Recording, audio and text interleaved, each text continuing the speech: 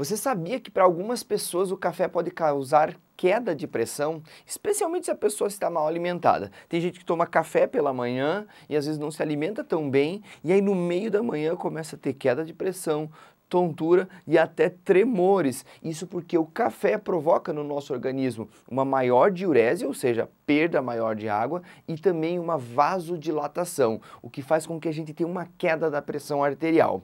Quer aprender biologia? Me segue.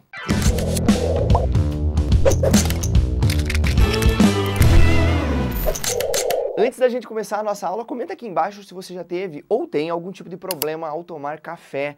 Se você, às vezes, por estar mal alimentado, especialmente no período da manhã, você tem, às vezes, uma tontura, uma tremedeira, se você tem que cuidar com a quantidade de café ou se você pode tomar café à vontade que não dá nada.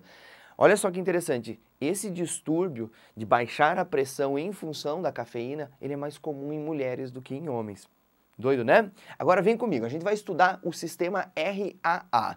Não te assusta, porque ele é super simples. Os nomes assustam um pouquinho, mas ele é super simples. É o sistema renina, angiotensina, aldosterona.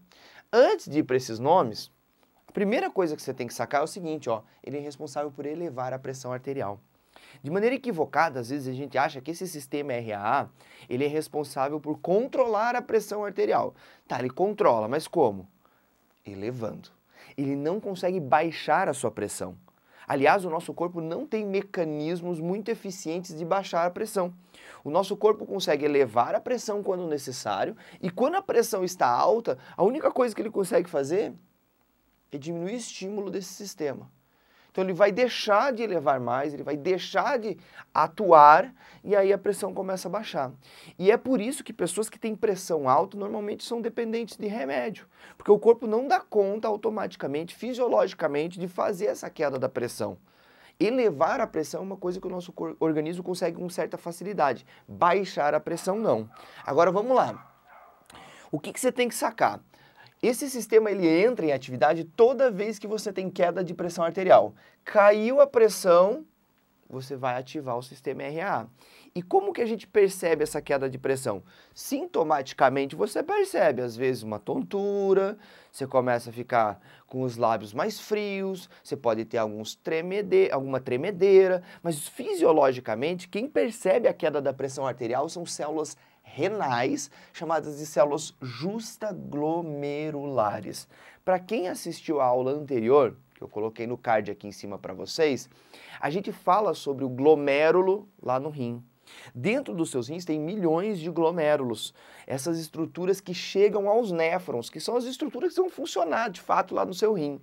E aí eu não sei se você recorda, mas está aparecendo uma imagem aí para você na tela, nós temos um capilar que chega ao néfron e um capilar que sai. O que chega é o aferente, o que sai é o eferente, e esses capilares, bem na entrada ali do néfron, eles têm um anelzinho ao redor com essas células justaglomerulares. Por que justaglomerulares? Porque elas estão juntinhas ali do glomérulo. Quando a gente fala de justaposto, de justa dentro da biologia, quer dizer que está junto, pertinho, colado. Então essas células justaglomerulares, elas ficam monitorando a sua pressão. Toda vez que a pressão cai, a gente tem um aviso para o rim, opa, ative o sistema RAA. Maravilha? Então caiu a pressão, a gente vai ter esse sistema atuando. Como é que ele funciona? Olha só. O teu fígado, mas não tem a ver com rim? Calma, o teu fígado libera na corrente sanguínea, isso aqui é a corrente sanguínea, tá? Um composto chamado de angiotensinogênio. Tá aqui, angiotensinogênio. Vai aprendendo aí da fisiologia humana. Tudo que é hormônio ou pré-hormônio, que tem esse radical gênio, quer dizer que ele não faz nada. Quer dizer que ele é um precursor de um composto que vai funcionar. O angiotensinogênio, ele vai gerar a angiotensina 1. Mas ele sozinho não faz nada. O teu fígado fica colocando angiotensinogênio na corrente sanguínea, você tem esses níveis de angiotensinogênio sempre altos na corrente sanguínea. Quando cai a pressão, o rim começa a liberar renina. Então caiu a pressão, células justaglomerulares vão perceber isso, o rim libera renina. E a renina é responsável por converter o angiotensinogênio em angiotensina 1. E aí, prof? E aí que a angiotensina 1 também não faz nada. Ela não faz nada no seu corpo. Ah, é, professor, nada? Não, ela fica circulando. Só que essa angiotensina 1, Quando ela chega na região dos capilares pulmonares, olha o que eu coloquei aqui para você, capilares do pulmão. Quando ela chega nessa região, nesses capilares nós vamos ter a liberação de um outro composto que a gente chama de enzima conversora da angiotensina, ECA. Falou em ECA, enzima conversora da angiotensina. E aí, prof, essa ECA que converte a angiotensina em angiotensina 2. E a angiotensina 2 é aquela que vai funcionar, é aquela que vai desempenhar a função esperada dentro do sistema RA. Então, olha só, sistema RA, renina, angiotensina, aldosterona. Esses dois primeiros a gente já conheceu. Agora é a aldosterona, prof. Pra cá. Eu não sei, sinceramente, por que esse sistema tem esse nome, porque ele não afeta só a aldosterona. A gente vai ter 3 efeitos importantes da angiotensina 2. Ele vai afetar a liberação de aldosterona, a liberação de vasopressina, também conhecida como ADH, e vai promover um processo de vasoconstrição. Explica, prof? Claro. Em cima dos seus rins, a gente tem glândulas. Glândulas chamadas de suprarrenais ou adrenais. Adrenais. Ad no grego quer dizer em cima. Ad em cima do rim. Adrenal. É daí que vem a adrenalina? É daí que vem a adrenalina, a gente vai estudar isso na sequência. Mas essas suprarrenais ou adrenais também vão liberar lá da região do córtex dela um hormônio chamado de aldosterona.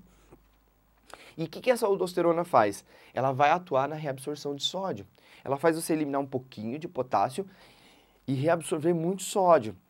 E aí, prof, que lá na aula anterior, quando a gente estava estudando o néfron, eu falei para vocês, ó, aqui na região do duto coletor, no tubo contorcido distal, a gente vai ter a ação da aldosterona, controlando a pressão arterial. Como é que funciona isso? Imagine um capilar sanguíneo, capilar.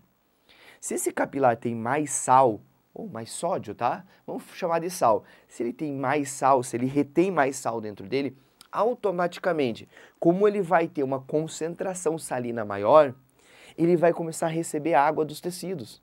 Então, um capilar sanguíneo com mais sal circulante faz com que a água dos tecidos entre no vaso sanguíneo. E o que isso muda? Quanto mais água dentro de um vaso sanguíneo, maior é a pressão. A gente percebe isso, por exemplo, com uma mangueira. Você pega uma mangueira, vai irrigar uma horta, irrigar um gramado, e você abre bem pouquinho a torneira. Vai sair água com pouca pressão. Se tiver mais água lá dentro, vai sair com mais pressão. Então, essa é a lógica que você tem que entender.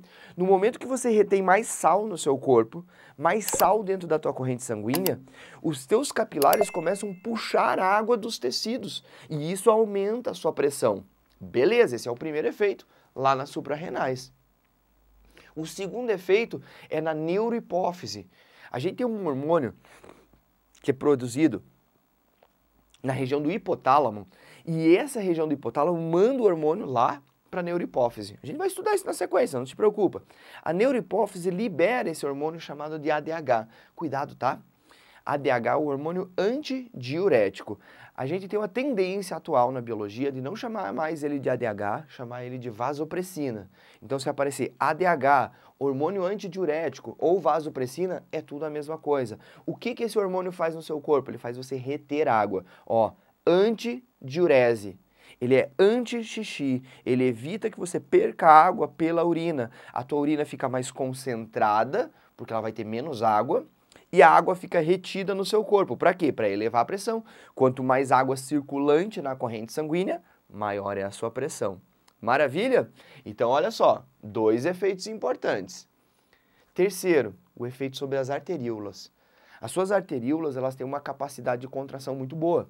Elas têm musculatura lisa lá. E essa musculatura lisa, ela pode contrair ou pode dilatar conforme a necessidade do controle da pressão. Quando você contrai um capilar sanguíneo, quando você contrai uma arteríola, a água lá dentro, o sangue lá dentro passa com mais velocidade, aumenta a pressão. Não é assim que acontece? Por exemplo, você está irrigando lá de novo o gramado, aí você pega a tua mangueira que está com a pressão muito baixa e você aperta ela na pontinha para diminuir o calibre de saída da água. O que acontece com a água que estava saindo assim? Ó, apertou na ponta, vai longe. Então a mesma coisa acontece no nosso corpo. Quando você diminui o calibre dos nossos vasos sanguíneos, a pressão aumenta. Então esses 3 efeitos vão aumentar a pressão arterial. Quando a pressão cair de novo, todo o sistema RA entra em ação mais uma vez. Maravilha? Eu espero que você tenha curtido essa aula. Se você curtiu, por favor, deixe o seu like. E se você não curtiu, coloque nos comentários o porquê que você não gostou. E se você não é inscrito ainda no canal, dá essa força, inscreva-se. Fica aí que eu tenho um recado final para você. Deixa eu te contar uma coisa. Memórias de longo prazo só se estabelecem durante um sono bem feito. Ao longo de um sono bem feito, tudo aquilo que você computou ao longo do dia, tudo aquilo que você aprendeu ao longo do dia começa a se sedimentar na sua cabeça. Se você não tiver um bom sono, não adianta você estudar pra caramba. Não adianta você sair dessa aula realizado achando que entendeu o sistema RAA, que entendeu cada um dos hormônios, a função e de onde eles vêm, porque na semana seguinte, bem provavelmente, você não vai mais lembrar. No mês seguinte, provavelmente, você nem lembre o que é esse assunto. Isso por quê? Porque não basta você estudar, não basta você revisar, você tem que dormir bem.